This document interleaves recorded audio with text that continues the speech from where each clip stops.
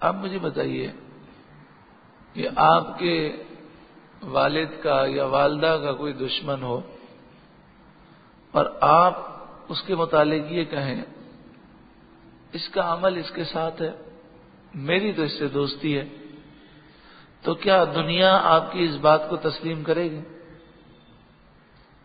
وہ کہیں گے بڑی عجیب بات ہے، اگر تمہیں اپنے ماں باپ سے محبت ہے تو ماں باپ کے دشمن سے تم دوستی کیوں رکھتے ہو، ان سے محبت کیوں رکھتے ہو؟ اب یہ جو کچھ پڑھا جا رہا ہے وہ قرآن کی آیت ہے۔ جب ہم یہ بات کرتے ہیں کہ اللہ کے دشمنوں سے، جو اللہ اور اس کے رسول کے دشمن ہیں، جو کافر ہیں، مشرک ہیں، بد عقیدہ ہیں، بد مذہب ہیں، ان سے دوستی نہیں ہونی چاہیے، ان سے محبت کے تعلقات نہیں ہونے چاہیے، تو لوگ پریشان ہو جاتے ہیں، کہتے ہیں یار یہ کیسی بات ہے؟ تو ابھی سمجھ میں آئے یا نہ آئے یہ اللہ کا حکم ہے، اللہ کا حکم ہے، اور ہمیں رب کے حکم پر عمل کرنا ہے۔ ہاں دنیاوی جو معاملات ہوتے ہیں جیسے کاروباری تعلقات ہیں، آپ کی دکان ہے، کوئی آپ کی دکان پر ہندو چیز خریدنے کے لیے آتا ہے، کوئی عیسائی آتا ہے، کوئی یہودی آتا ہے، تو آپ اسے چیز بیچ سکتے ہیں۔ آپ کسی کمپنی میں جاتے ہیں، وہ کمپنی والے یہودی ہیں، آپ ان سے کاروباری کوئی تعلق قائم کرنا چاہتے ہیں لین دین کا، تو وہ درست ہے، لیکن دوستی نہیں ہو سکتی، محبت کے تعلقات قائم نہیں ہو سکتے۔ دیکھیں آپ کے محلے میں کئی دکانیں ہوں گی اور کئی گھر ہوں گے، لیکن آپ بتائیے کیا ہر دکاندار سے آپ کی دوستی ہے؟ نہیں۔ آنا جانا اور چیز کا خریدنا یہ تو ہے، لیکن دوستی آپ کی کسی کسی سے ہوگی۔ اسی طرح آپ اگر کالج یونیورسٹی میں پڑھتے ہیں، آپ کی کلاس میں اگر 80 طالب علم ہیں تو 80 آپ کے دوست نہیں ہوں گے، کوئی ایک دو ہوگا، تو معلوم یہ ہوا کہ دوستی الگ چیز ہے اور کلاس میں پڑھنا اور چیز ہے۔ دوستی منع ہے، محبت کے تعلقات منع ہے۔ قرآن مجید فرقان حمید ارشاد فرماتا ہے سورہ مجادلہ کی آیت نمبر 14 رکو نمبر 3 اور یہ 28ویں پارے کا بھی تیسرا رکو ہے۔ الم تر الی الذین تولوا قوما غضب اللہ علیہم، کیا تم نے انہیں نہ دیکھا جو ایسوں سے دوستی کرتے ہیں جن پر اللہ کا غضب ہے؟ یہ صرف لفظی ترجمہ پیش کیا ہے، کوئی کسی مولوی کا کلام نہیں ہے، کسی ملا کا کلام نہیں ہے کہ ملا لڑا رہے ہیں، اللہ کا کلام ہے۔ اللہ کیا فرماتا ہے؟ اب اس کلام کو سننے سے پہلے یہ وسعت نظری، روشن خیالی کی جو نام نہاد باتیں اسے نکال کر پھینک دیں، دل و جان سے رب کے فرمان کو سنیں۔ الم تر الی الذین تولوا قوما غضب اللہ علیہم، کیا تم نے انہیں نہ دیکھا جو ایسوں سے دوستی کرتے ہیں جن پر اللہ کا غضب ہے؟ تو جو بد عقیدہ ہے، بد مذہب ہے، گستاخ نبی ہے، گستاخ صحابہ ہے، گستاخ اولیاء ہے، تو کیا آپ بتائیے اس پر اللہ کا غضب نہیں ہے؟ ما ہم منکم ولا منہم، وہ نہ تم میں سے نہ ان میں سے، یعنی جو ایسی قوم سے دوستی کرے جن پر اللہ کا غضب نازل ہوتا ہے، جو اللہ کے بے ادب ہیں، اللہ کے محبوب کے بے ادب ہیں، ایسا دوستی کرنے والا وہ مسلمان سے اس کا کوئی تعلق ہی نہیں ہے، نہ اس کا تعلق مسلمانوں سے نہ ان سے، یہ بیچ کا ہے۔ یہ کس کا ہے؟ بیچ کا، یعنی منافق ہے۔ اگر دل میں اللہ اور اس کے رسول کی محبت ہو تو اللہ اور اس کے رسول کے دشمن سے دوستی کیسے ہو سکتی ہے؟ ان سے محبت کے تعلقات کیسے ہو سکتے ہیں؟ ہاں یہ الگ بات ہے کہ بعض بزرگان دین نے کافروں کے ساتھ بہت اچھا سلوک کیا، تو یہ جو وہ سلوک کرتے تھے وہ دوستی نہیں ہوتی تھی، وہ جب یہ دیکھتے تھے کہ دین اسلام سے انہیں متاثر کرنا مقصود ہوتا اور وہ انہیں دین اسلام کی دعوت دینا مقصود ہوتا تو وہ یہ کرتے تھے۔ ہمارے یہاں پر ایسا کچھ بھی نہیں ہے، نہ دین اسلام کی دعوت دینے کا کوئی ذہن ہوتا ہے، نہ اسے اسلام کی طرف متاثر کرنے کا ذہن ہوتا ہے، بس یاری دوستی کے اندر لوگ ایسی باتیں کر دیتے ہیں۔ تو کاروباری معاملات ہیں، دنیاوی معاملات ہیں، یا دین اسلام کی طرف مائل کرنے کے لیے، انہیں اسلام سے متاثر کرنے کے لیے تعلقات قائم رکھنا اور چیز ہے، اور ایسے محض دوستی کرنا، محبت کے تعلقات رکھنا وہ اور چیز ہے۔ ما ہم منکم ولا منہم، وہ نہ تم میں سے ہیں نہ ان میں سے ہیں، یعنی جو کافروں سے دوستی کرے، بدعقیدہ لوگوں سے دوستی کرے تو یہ بیچ کا ہے، یعنی منافق ہے۔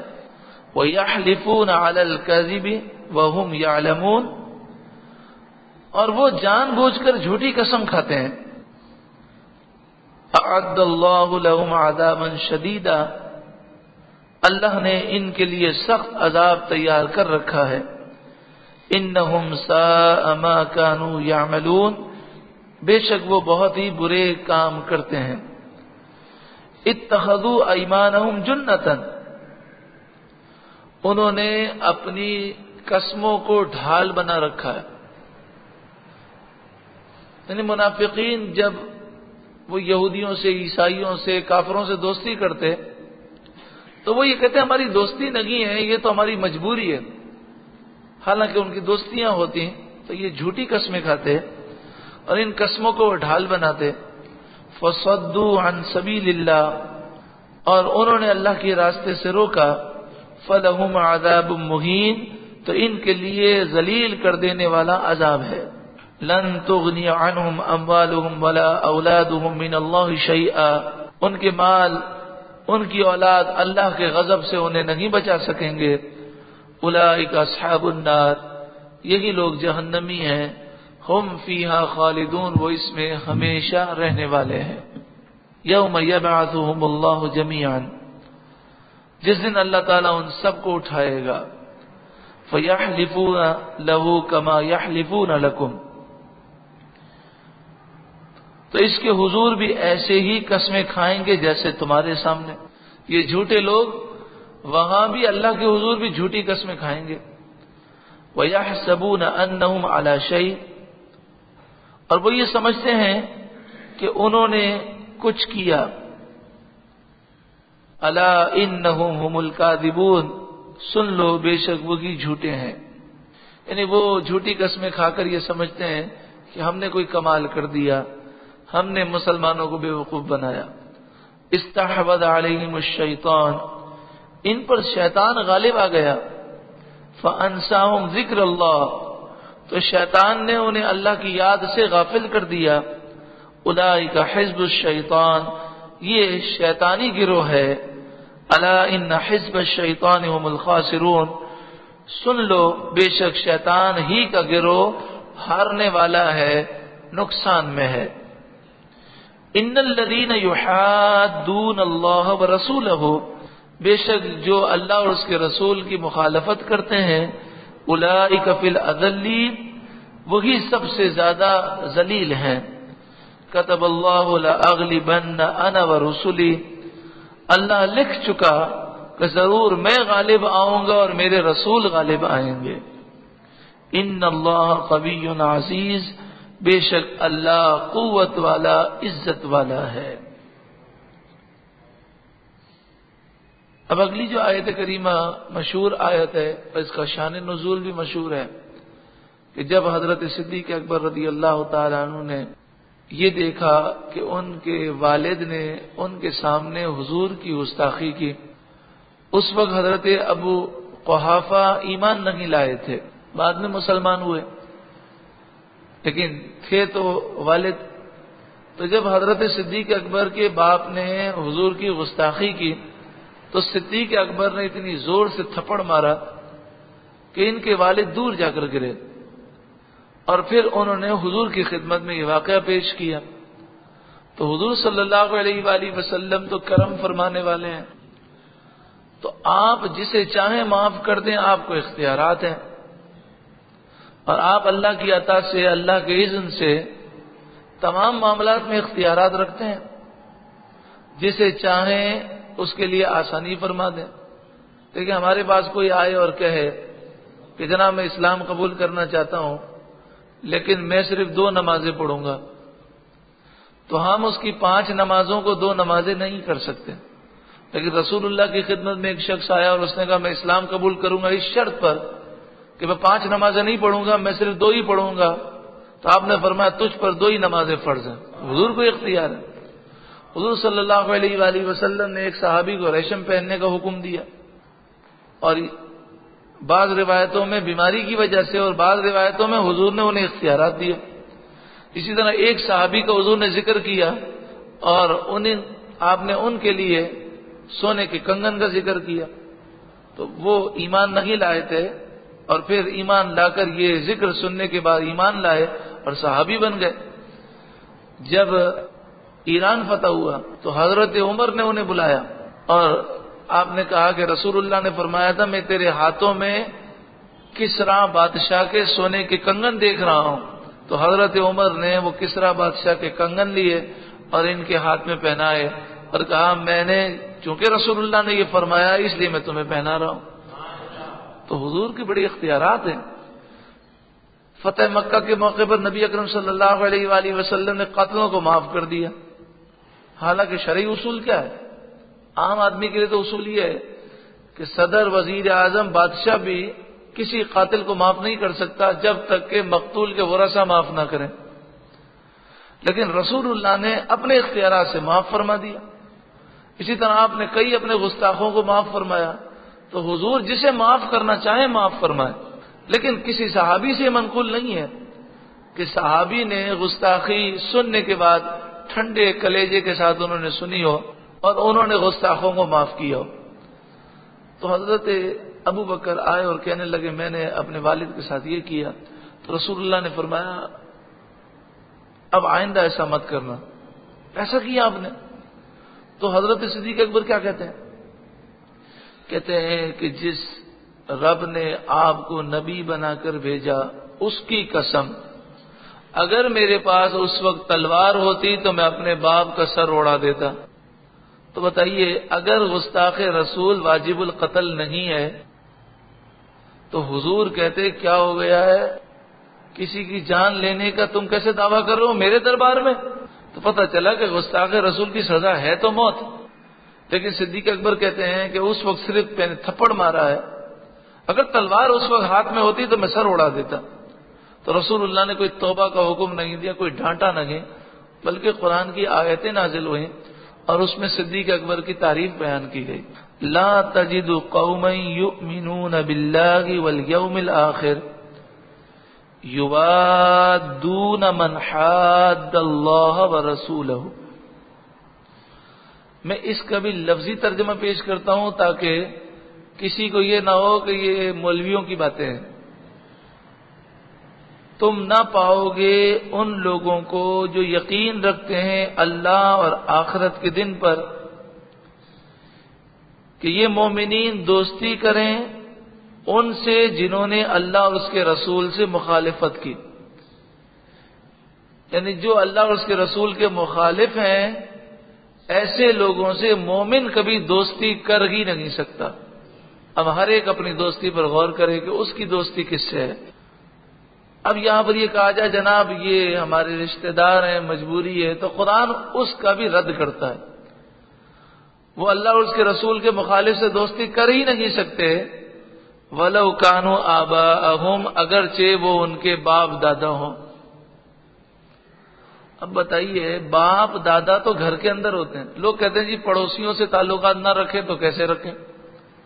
ہمارے پڑوس میں جناب ہندو رہتا ہے، ہم اس سے دوستی نہ کریں تو پھر کیسے رہیں گے، زندگی کیسے گزرے گی؟ تو باپ اور بیٹے تو گھر کے اندر ہیں. ان کے متعلق فرمایا وَلَوْ كَانُوا آبَاءَهُمْ اگرچہ وہ ان کے باپ دادا ہوں، او ابناءہم اگرچہ وہ ان کے بیٹے ہوں، او اخوانہم اگرچہ وہ ان کے بھائی ہوں، او عشیرتہم اگرچہ وہ ان کے دیگر رشتہ دار ہوں، وہ ان سے دوستی نہیں کر سکتے. ان کے دل میں ان لوگوں کے لیے محبت نہیں آ سکتی. میں نے آپ کو کہا کہ بسا اوقات ظاہری تعلقات رکھے جاتے ہیں. ظاہری تعلقات اور ہے، دوستی ہونا اور محبت ہونا اور ہے. اور اس کی پہچان کیا ہے؟ اس کی پہچان وہی ہے جس کو ہم ریپیٹ کرتے ہیں کہ آپ سے کہا جائے کہ آپ کے کالج کے اندر کتنے دوست ہیں، تو کبھی آپ یہ نہیں کہیں گے کہ 80 لڑکے کلاس میں پڑھتے ہیں سارے ہی دوست ہیں، بلکہ کیا کہیں گے 3 دوست ہیں، فلاں فلاں فلاں۔ اس کا مطلب یہ ہو کہ دوستی اور ہے اور کلاس میں پڑھنا اور ہے۔ تو یہاں مذمت کس کی ہو رہی ہے؟ دوستی، محبت کے تعلقات، چاہے وہ رشتہ دار ہوں، چاہے وہ عزیز و اقارب ہوں۔ اولئک کتب فی قلوبہم الایمان، یہ وہ لوگ ہیں جن کے دلوں میں اللہ نے ایمان نقش فرما دیا۔ قرآن نے مذمت نہیں کی کہ اے صدیق، باپ کے سامنے تو اوف کہنا بھی حرام ہے، تو نے تھپڑ مار دیا اور قتل کی باتیں کرتا ہے، نہیں، فرمایا یہ وہ لوگ ہیں جن کے دلوں پر اللہ نے ایمان نقش کر دیا۔ وَأَيَّدَهُمْ بِرُوحٍ مِّنْهُ، اور اللہ نے جبریل امین کے ذریعے ان کی مدد فرمائی، کیونکہ اتنی جرت اسی کو ملتی ہے جس پر رب کا کرم ہوتا ہے، یہ خصوصی مدد ہے۔ وَيُدْخِلُهُمْ جَنَّاتٍ، اللہ انہیں جنتوں میں داخل کرے گا، تجری من تحتها الانہار، جن کے نیچے نہریں رواں دواں ہیں، خالدین فیہا، وہ اس میں ہمیشہ رہیں گے، رضی اللہ عنہم، اللہ ان سے راضی ہوا، ورضوا عنہ، اور وہ اللہ سے راضی ہوئے۔ اولئک حزب اللہ، یہی اللہ والوں کی جماعت ہے، یہ اللہ والوں کا گروہ ہے، یہ اللہ کا گروہ ہے۔ تو اللہ کا گروہ کون سا گروہ ہے؟ کہ جو اللہ اور اس کے رسول کے بے ادب کی بے ادبی برداشت نہ کر سکے۔ کن کو کہا گیا کہ یہ اللہ کی جماعت ہے، اللہ کا گروہ ہے؟ کہ وہ بے ادبوں اور گستاخوں سے دوستی نہ رکھیں، محبت کے تعلقات نہ رکھیں۔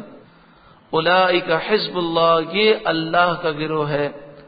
الا سن لو، ان حزب اللہ هم المفلحون، بے شک اللہ کا گروہ ہی کامیاب ہے۔